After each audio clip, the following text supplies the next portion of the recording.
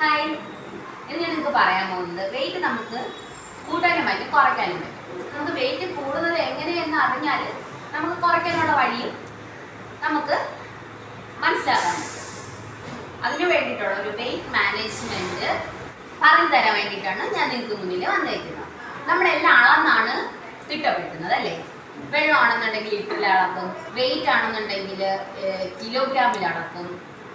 അതുപോലെ നമ്മൾ എന്ത് കാര്യമായിരുന്നാലും നമ്മൾ അളന്നാണ് ചെയ്യുന്നത്. അതുപോലെ തന്നെ നമ്മുടെ ശരീരത്തിൽ എനർജിയെ അളക്കാൻ പറ്റും. എങ്ങനെയെന്നായിരിക്കും അല്ലേ?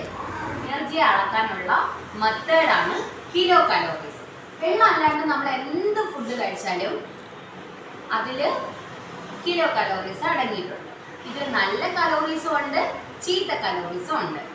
ഇതിൽ നല്ല കലോറീസ് എന്ന് പറയുന്നത് നമ്മുടെ ശരീരത്തിലെ സെൽസിന് ആവശ്യമായിട്ടുള്ള പോഷകങ്ങൾ അടങ്ങുന്നതാണ് നല്ല കലോറീസ്. ഇത് ചീത്ത കലോറീസ് എന്തായിരിക്കും അല്ലേ?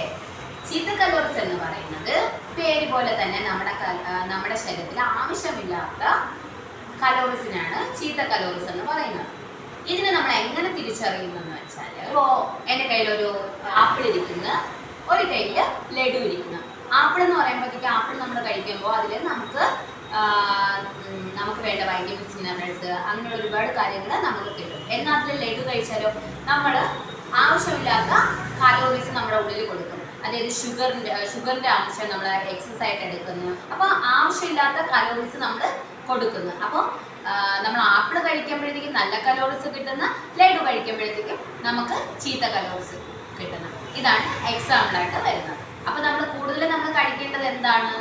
നല്ല കലോറീസ് അടങ്ങിയിട്ടുള്ള പോഷകമായിട്ടുള്ള ആഹാരങ്ങൾ നമ്മൾ കഴിച്ച് ശീലിക്കണം. Thank you.